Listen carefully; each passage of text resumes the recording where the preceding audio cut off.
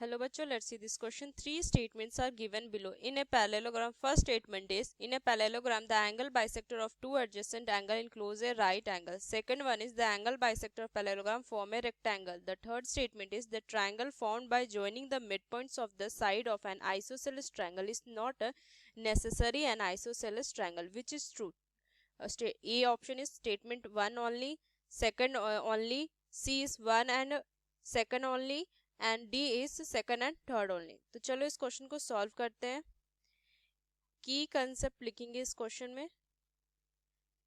की कंसेप्ट तो first one मुझे प्रॉपर्टी पता होना चाहिए डिफरेंट टाइप ऑफ क्वाड्रिलेटरल की प्रॉपर्टीज ऑफ लाइक मुझे पैरेललोग्राम की प्रॉपर्टी पता होना चाहिए, रेक्टेंगल की प्रॉपर्टी पता होना चाहिए, प्रॉपर्टी ऑफ पैरेललोग्राम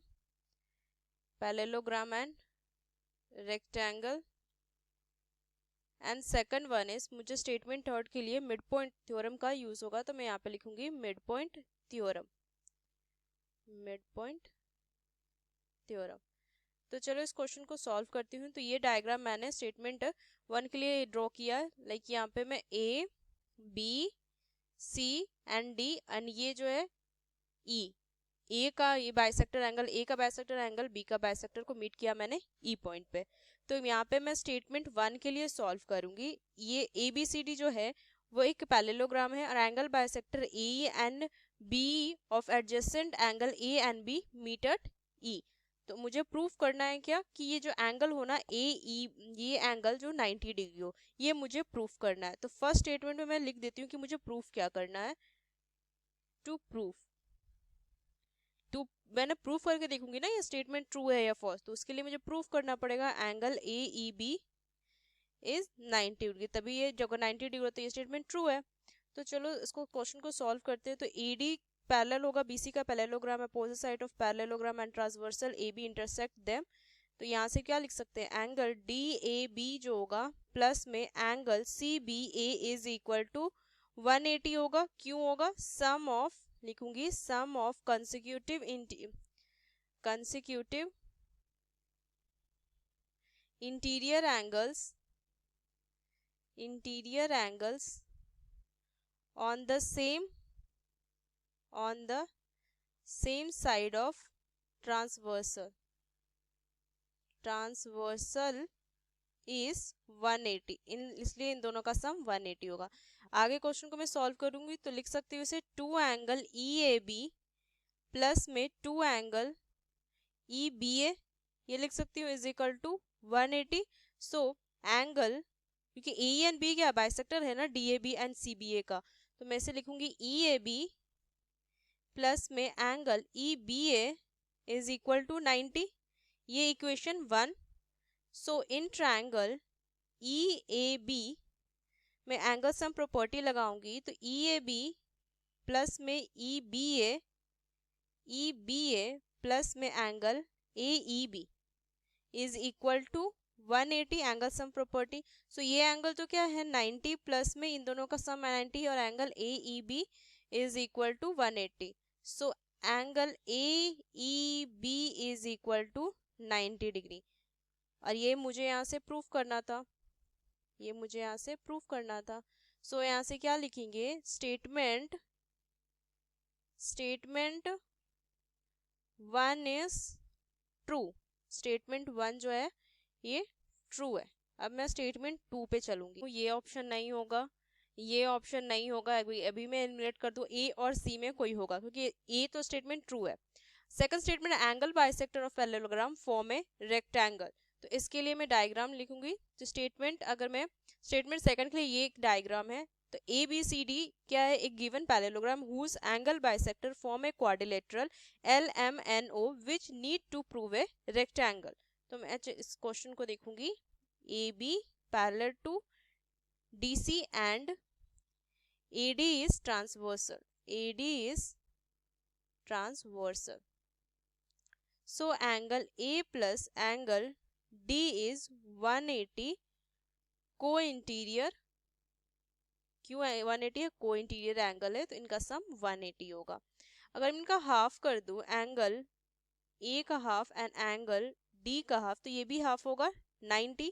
सो यहाँ से मैं क्या लिख सकती हूँ, क्योंकि AO एंड DO क्या है, एंगल बाइसेक्टर है A एंड D का, तो ये हो जाएगा DAO प्लस में angle ADO is equal to 90 degree. And अगर मैं ट्रायंगल ADO में चलूं तो मैं लिख सकती हूँ DAO प्लस में एंगल ADO प्लस में angle AOD is equal to 180। Angle sum properties है, इन दोनों का सम तो 90 है, प्लस में AOD is equal to 180। So angle AOD is equal to 90 degree. AOD क्या आ गया, 90 आ गया। अब मैं सिमिलरली क्या लिख सकती हूँ, वर्टिकल अपोजिट एंगल से NOL is equal to angle AOD is equal to 90 degree. और क्यों होगा, vertically opposite angle, vertically opposite angle से, तो ये 90 हो गया। सिमिलरली मैं क्या लिख सकती हूँ, similarly angle ONM is equal to angle NML is equal to angle MLO is equal to 90 degree. तो मैं यहाँ से क्या कह सकती हूँ, हेंस ये सारे 90 डिग्री हो गए, तो एंगल जो हो जाएगा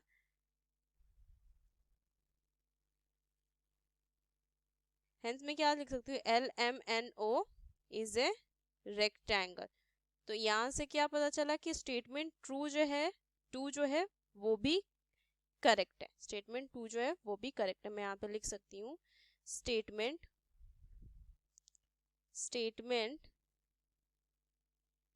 second is also true, statement second is also true.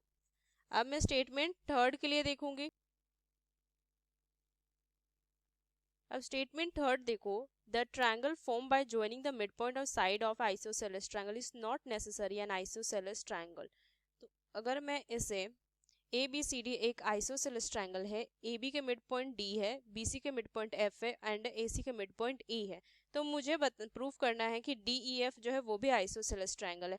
Isosceles triangle है तो मैं यहाँ से लिखूंगी let AB is equal to BC। मैं ये लिख सकती हूँ AB जो है वो BC के इक्वल, आइसोसेलेस ट्रायंगल में दो साइड इक्वल होते हैं, और D जो है AB का मिड पॉइंट है, तो और यहाँ से F BC का मिड पॉइंट है, AC का मिड पॉइंट E है। तो इस क्वेश्चन में मैं लिख सकती हूँ by midpoint theorem F is midpoint of BC and E is midpoint of AC, so EF is parallel to AB and EF is half of AB। By mid point theorem मैं ये लिख सकती हूँ AB क्या हो जाएगा, यहाँ से EF जो होगा इसका लेंथ जो होगा AB का हाफ होगा। सिमिलरली मैं यहाँ से क्या लिख सकती हूँ, similarly DE parallel to BC and DE is equal to half BC, मैं ये लिख सकती हूँ मिड पॉइंट थ्योरम से। और मुझे पता है AB जो है इक्वल है BC का, मैंने यहाँ से स्टार्टिंग में ही लिया था ये लेट, तो यहाँ से मैं लिख सकती हूँ इसकी जगह D is equal to half AB, मैं ये लिख सकती हूँ DE is equal to half AB। अब दोनों किसके इक्वल है, हाफ AB के, तो DEF के इक्वल आ जाएगा। So DE is equal to EF, मैं यहाँ से कह सकती हूँ ना ये इक्वल किसके आ जाएगा, DE आ जाएगा EF के। अब DE जो है EF के इक्वल आ गया, इसका मतलब इस ट्रायंगल में भी दो साइड्स इक्वल हो गए। So triangle DEF is also an isosceles triangle. तो स्टेटमेंट थर्ड क्या हो गया, so statement third is false, statement third is false, third जो हो गया फॉल्स हो गया। स्टेटमेंट 1 ट्रू हुआ, स्टेटमेंट 2 ट्रू हुआ, लेकिन थर्ड जो है वो फॉल्स हुआ, तो C option is correct. Using these key concepts, we solved this question. Hope you understood it well. Best of luck. Thank you.